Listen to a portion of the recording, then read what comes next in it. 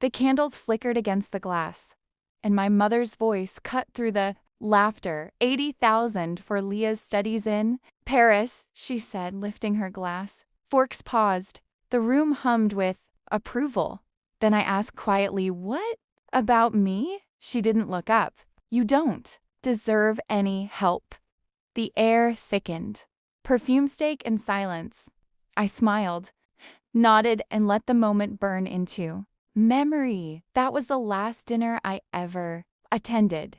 4 years later, when my sister's car slowed outside my $5 million house, she called my dad crying, and none of them knew what I'd done to get there. When I was 10, birthdays meant sitting at the edge of someone else's spotlight.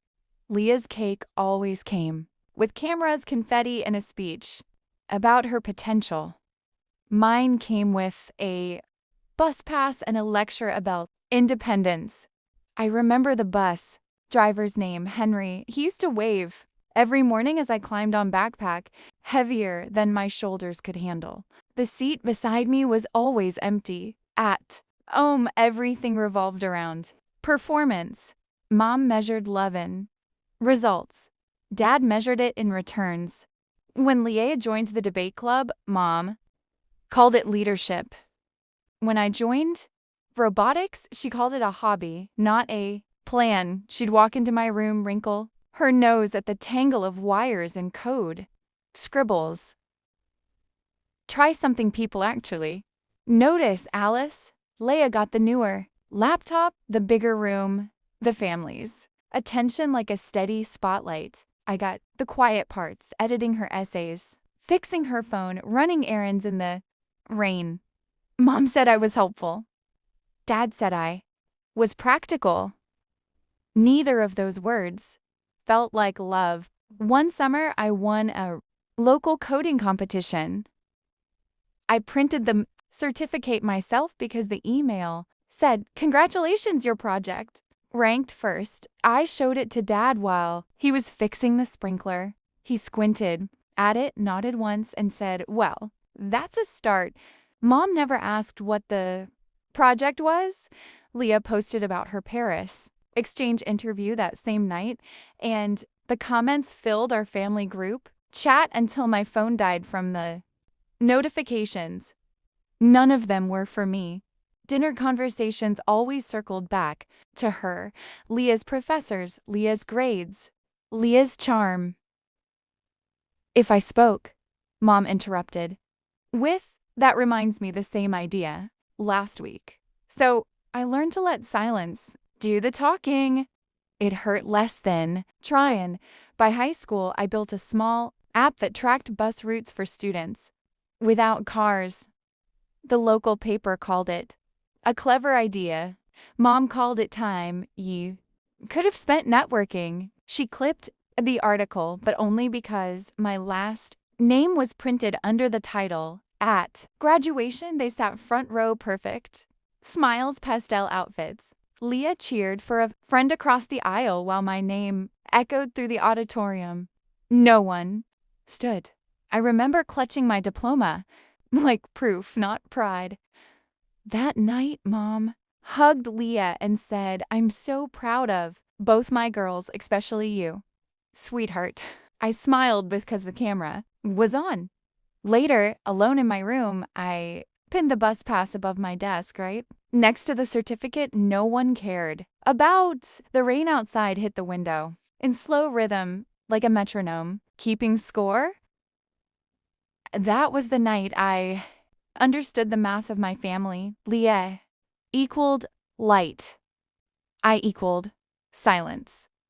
The night of the Paris dinner, the air smelled like polished silver and overcooked meat.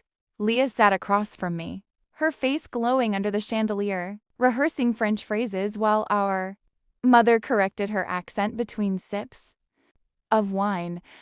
I'd spent the day fixing a bug at the cafe's Wi-Fi, my fingers still smelling faintly of espresso and burnt circuits.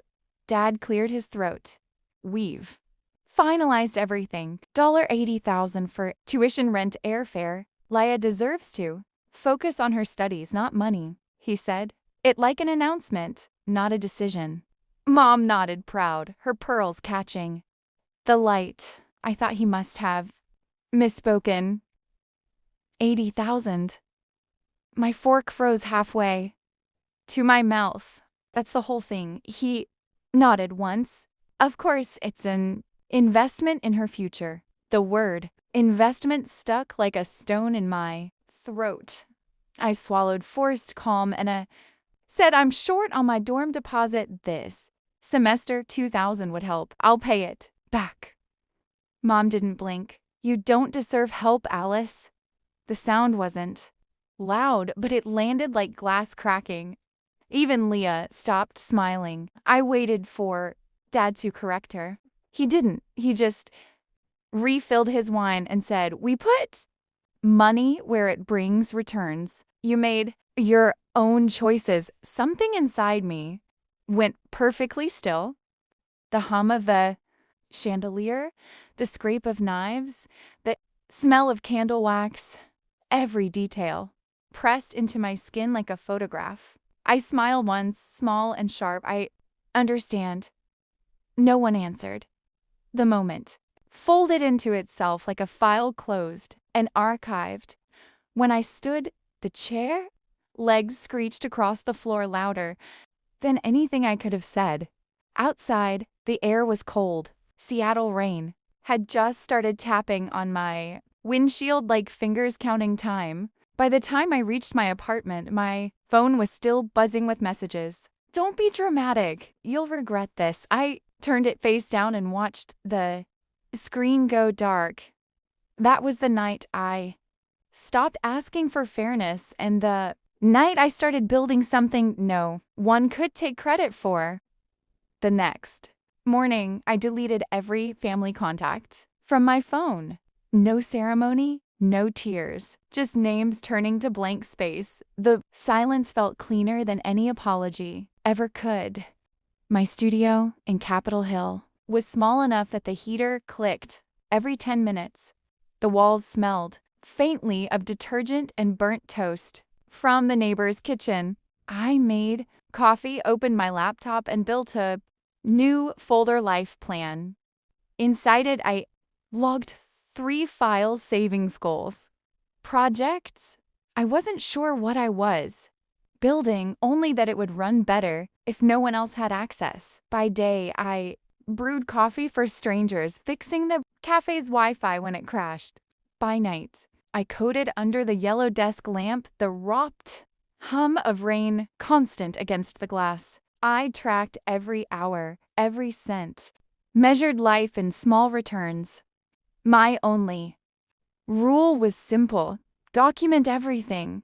When people leave holes, data fills them. A few months later, I landed a part-time IT job at a logistics startup. Downtown, glass walls, whiteboards, the faint scent of new carpet and ambition. My badge's Red Finder Labs contract. Engineer, 12 people shared that office. But at night, it was mine alone. I stayed, after hours testing lines of code until the sun tinted the blinds gray. That was when Arjun noticed me. He leaned over my desk one evening watching my screen glow. You're optimizing delivery routes. I nodded. Just a side project. He smiled. Then make it your main one. If it works, we'll pitch it. We did, too. Weeks later, Wavefinder Labs had a prototype and a name for the module. Wavefinder. We tested it with small businesses, coffee shops, bakeries, flower deliveries. Each data set one cleaned felt like reclaiming a piece of the control I'd lost at that dinner table. I kept everything: notes, fuel, logs, emissions, reports, client emails. When the pilot succeeded, Arjun called it innovation. I called it proof. Zoe, my roommate, sometimes dropped by the office with takeout. You're obsessed, she teased, handing me a warm paper bag. I'm building distance, I said. She raised an eyebrow. From what? From permission. The months blurred into graphs and quiet victories. My therapist, Dr. Monroe, taught me the vocabulary for what I lived through. Conditional love, emotional, invalidation. Your parents didn't reward you for being good, she said softly.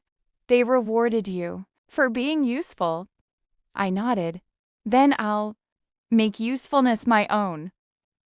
By the end of that year, Wayfinder became more than code.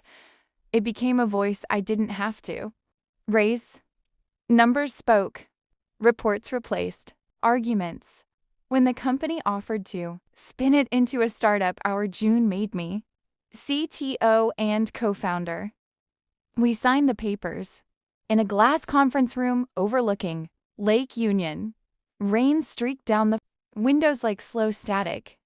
I signed my name without shaking. Every milestone I logged, every invoice I tagged, it wasn't paranoia. It was architecture. Control had shape, and I could finally draw its blueprint. The next 3 years were a blur of expansion and quiet triumphs. Wayfinder grew from 2 desks to 2 floors. Our emissions cut model hit national news.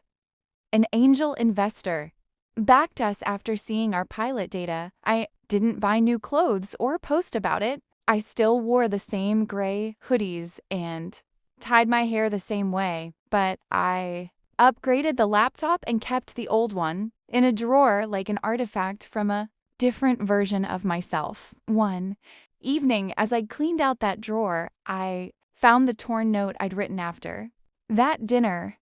Call Mom crossed out hard, enough to rip the paper. I ran my finger over the tear. Then I folded it neatly and filed it under archive lessons for years passed like that, quietly, steadily, until one small notification changed everything. The real estate app pinged with a new listing, a lakeside home in Medina. I clicked out of curiosity, then didn't stop. The house was minimalist, all glass and wood. Phasing the water. It cost $5 million, the same number that had once sounded impossible. I bought it. No co-signers, no permission, no shared names. The morning I moved and the air smelled like wet cedar and new beginnings. I set my things down in the empty living room, then hung one item on the wall, the green bus pass for my 18th birthday, framed behind glass. Beneath it, I rode. In small, tight, broken roots, better paths.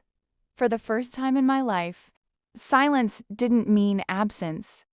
It meant peace. Some nights I'd stand by the glass wall, watching the rain trace its slow lines down the window. My reflection was faint, almost ghost-like, but solid enough to trust. The house was still, except for the hum of the washing machine in the distance. I'd think of my parents sometimes, not with anger, just curiosity, whether they still believed that worth was something to invest in, whether they ever wondered about the daughter who'd stopped asking for help. Then I'd close the laptop, check the payments, and shut the lights one by one. The lake outside shimmered in silver. This time I wasn't running from their silence. I was mastering my own. It happened on a Saturday. Sunlight slipped through the wide glass panes, turning the floor into strips of gold. Ethan and I were about to leave for the farmer's market when my phone lit up with an unfamiliar number I almost ignored. Then instinct made me swipe. "Alice, it's me, Leah," her voice trembled, scattered between breaths. "I just drove past Medina. Your name's on the gate. Do you really live there?" Outside, the sprinklers clicked in rhythm with her. "Silence," I answered softly. "What are you trying to ask, Leah?" She inhaled. Sharp. "Why do you have that?" The call dropped before I could reply. I stared at the screen until it dimmed, reflecting the faint outline of my face against the glass. Within an hour, messages started pouring in. "Mom, Dad, Aunt, June, Grandma, all names I hadn't seen in years. Each voicemail carried the same shape of desperation, wrapped in different tones. My mother's voice first, polished and performative. Leia said, "Something unbelievable. Darling, call us. She's upset. You can't let jealousy divide this family." Then Dad's measured and heavy. "Maya, it's your father. Let's talk as adults. We're still family." That word again, family. It always arrived when they needed something. By evening, a courier delivered a letter. Cream, paper, expensive handwriting, Elaine. Collins, the first line pretended. Warmth, Leah's expecting. You'll be an aunt. Maybe it's time to heal. Then the calculation unfolded. Your father's been struggling with work. The roof needs repair. Family supports each other. And the final line perfectly sharpened. No, you're not a cold person. I folded the paper once, twice until it fit neatly into the trash. That night, I didn't cry. I didn't even get angry. I just reopened my old therapy notes, the one labeled boundaries. I wrote a new line. They don't miss me. They miss the role one. Used to play. 3 days later, I sent 2 letters. The first to my mother, Mom, if contact is to continue. 3 conditions. No money, no guilt, no surprise visits. I don't need apologies. I need space. The second to my father. You called it investment in return. Here's mine. Freedom. Let's close the account properly. She replied in a single text. Meet me in Fremont, Thursday, 10 o'clock. A.M. The cafe near the bridge smelled of rain and burnt espresso. He arrived on time coat, still pressed, eyes dimmer. Then I remembered. You look different. He said, better or worse? Different is fine. He tried to smooth things over, calling Mom's cruelty misunderstood. I listened quiet until he said, we did what? We could. Parents make mistakes. I met his eyes. It wasn't a mistake, Dad. It was math. He blinked. Math? You invested $80,000 in an image. I built value out of nothing. The difference is honesty. He didn't argue, just stared at his untouched coffee, steam fading into nothing. When I left, I said, you don't owe me anything. That's the point. Week later came the Gala Seattle's annual education fundraiser. Wayfinder Labs was sponsoring the new STEM scholarship. The halls shimmered in gold, the air thick with perfume and conversation. Ethan squeezed my hand. You ready? I nodded, spotting them before they saw me. Mom in pearls, Leah in pale blue, her pregnancy softening the sharpness of her face. They approached, smiling for the crowd. Mom's voice was honeyed steel. We came to congratulate you. You've done so well. But remember, success means giving back. Leah's preparing for the baby, and your father still needs that roof. I let her talk. Then I turned to the host and said, calmly, excuse me, a stage assistant appeared with a pearl white envelope I'd prepared earlier. I took the microphone. Steady. Tonight, I'd like to make a personal contribution, $80,000 to fund scholarships for young women told they don't deserve help. The hall fell. Silent, then applause broke, rolling like thunder. I looked straight at my mother. You once called it an investment, I said, softly. So do I. Her smile cracked. Dad, who had just entered, froze mid-step. The spotlight hit the check. $80,000. Signed by Alice Collins. It glowed under the lights like quiet justice. When the applause faded, I walked off stage past their stunned faces into the cool Seattle night. Rain had started again. Thin, steady, cleansing. After the gala, I didn't post a thing. No photos, no captions, no statements. Silence spread faster than any headline.